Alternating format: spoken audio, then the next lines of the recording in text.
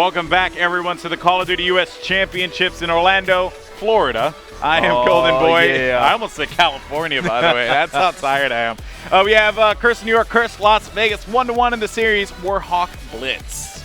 Yes, it is 1-1, and it's a scoreline, but doesn't tell a story.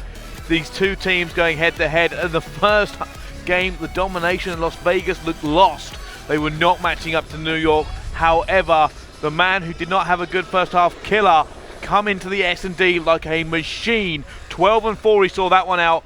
So now it's anybody's game. It's time for Blitz, and it's Parasite, the man we're on board with. Yeah, so let's go ahead. And Parasite, he's going to be hanging out by 10, and he's going to find one player there in 10. He is going to get taken out right away, jumping over to Killer now.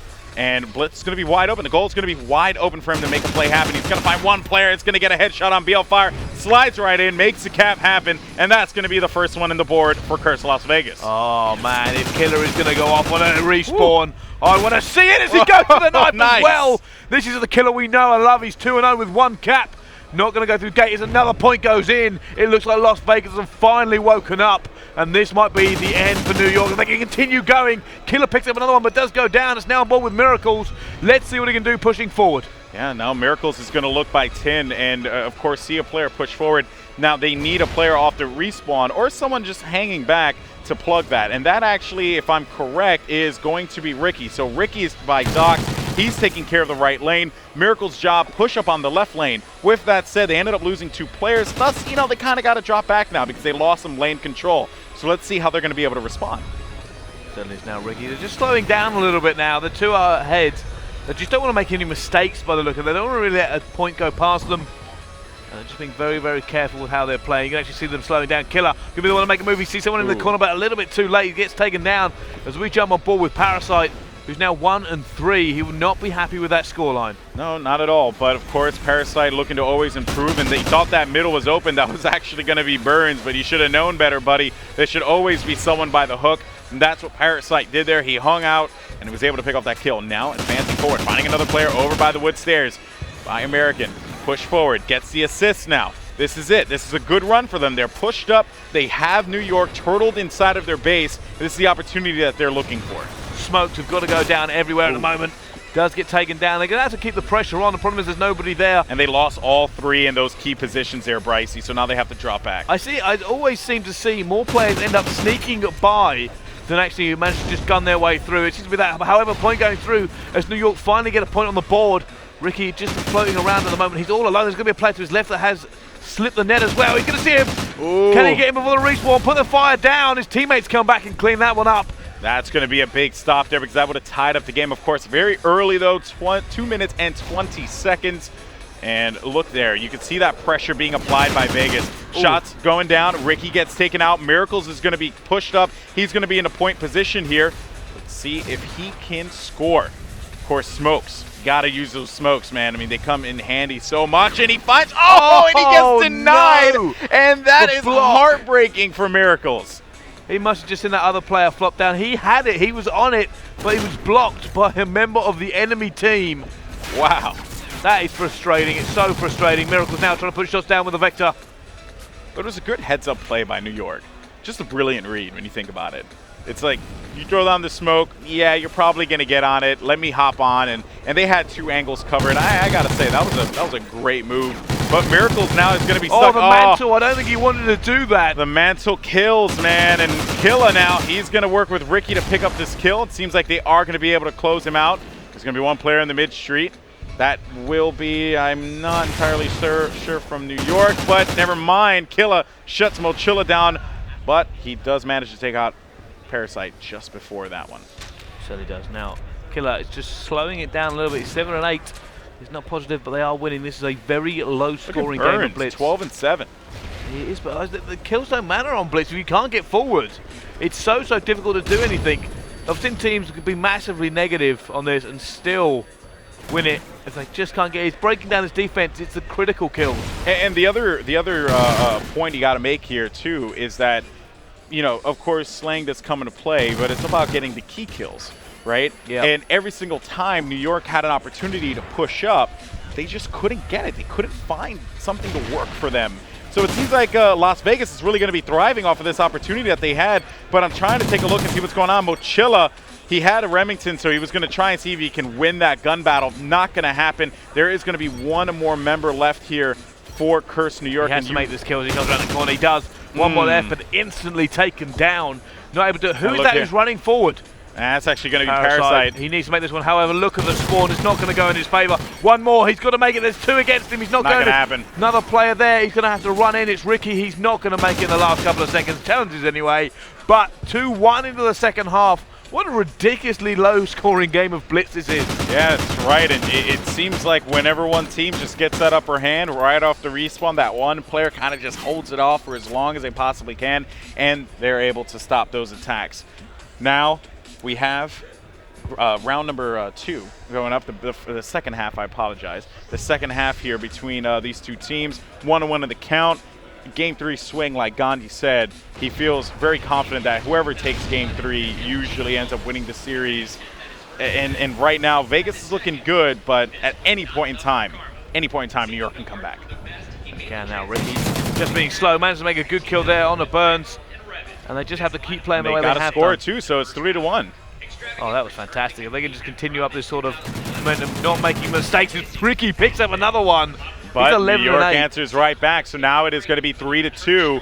There is going to be one player, and they do get that cap, so now it's going to be 4-2. There's just too much back and forth for me to be able to get to the camera in time. Ricky finally going to get taken out. Let's go ahead, give some love over here to Burns, who managed to pick up that kill. 2 kills for Curse New York. Mochila and Burns doing a great job there, but the pressure is certainly going to be on as they try and make magic happen inside of the Curse Las Vegas base to tie this game up. Look at the jumps. That is just absurd from Burns. And the enemy has scored, but it is going to be a 3-point game. And this is slowly escaping them, but it's still very early, so they have a lot to work with. Burns is just being an absolute pain there. The jumps he made, that shows you can always tell a great player by how they move around the map. And he was so confident getting up there, even under fire. And it did cause them a little bit of problem, but he did go down at the same time. But now it is 6-2 in favor of Las Vegas, and they are now looking at the team we thought they would be. See, in this instance, I feel like Revan should have already pushed up on the mid street. He's leaving this street, the left street, wide open. Luckily, he finds this one player, but he is going to get picked off. His teammate's going to be there for the stop, but next time, that won't be the case. He cannot be reckless like that. Think about the lanes. Are the lanes covered? Do we have control on the left? Like, those are the things you got to wonder, because you know Curse Las Vegas is going to push from there. And not only that, but you got to kind of think, where are my teammates spawning? Because you can leave that area unguarded if your teammates are about to spawn into it. So spawn manipulation, always going to be at the forefront of the market. Wherever the first guy spawns, if you know he's going to cover, then you can really just let the filtering go out. These players know how to do their job. That's right, and now Burns and it seems like Burns and Revan are going to work together here. Not going to happen. Revan finding one player in the far back. He is going to go for the challenge, wins it, but cleaned up right away by Parasite. And Curse Las Vegas continuing to pad on to this lead, 6-2. Now look what Curse Las Vegas are actually doing. Every time they start getting tunneled in. Oh no, Mochila! Just come out of nowhere to get that one. The point I was trying to make is every time Las Vegas is being pinned in, they're always making sure they're never going 4-man D. They're trying to always let somebody cut loose and get out of that point so he can, if he needs to, trade it. And another thing you got to point out too, what Vegas does, and I love this, you know, when they're in that defensive position, they're not sprinting. They are just walking. They're not trying to get reckless and sprint, because if they do, they're going to get caught off the run and could get taken out. So Burns is starting a great run here, but Mochila's going to be the one pushing up. He is going to have a teammate there for support in the forward position. That is going to be BL Fire, you know, and he kind of just got, oh no! But he is going to get it though, and that is going to make it 6-4. Now they got to drop back, play defense, and plug the hole on the right side by Dox, and that's exactly what Mochila's doing. Smart play by him. No, the net has been slipped.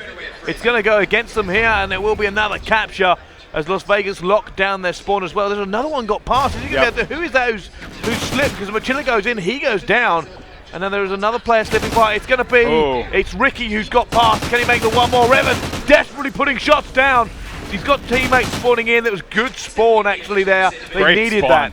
Great spawn. Now with 1 minute and 15 seconds left. Game number 3, like Gandhi said before, a big deal. The swing, the Game 3 swing could really change the pace of this one, could potentially lock up that lead there. We got 1 minute left to play, and it's 4 down for Curse New York. Curse Las Vegas have done a brilliant job dismantling the defense and also managing to sneak by the defense of Cursed New York.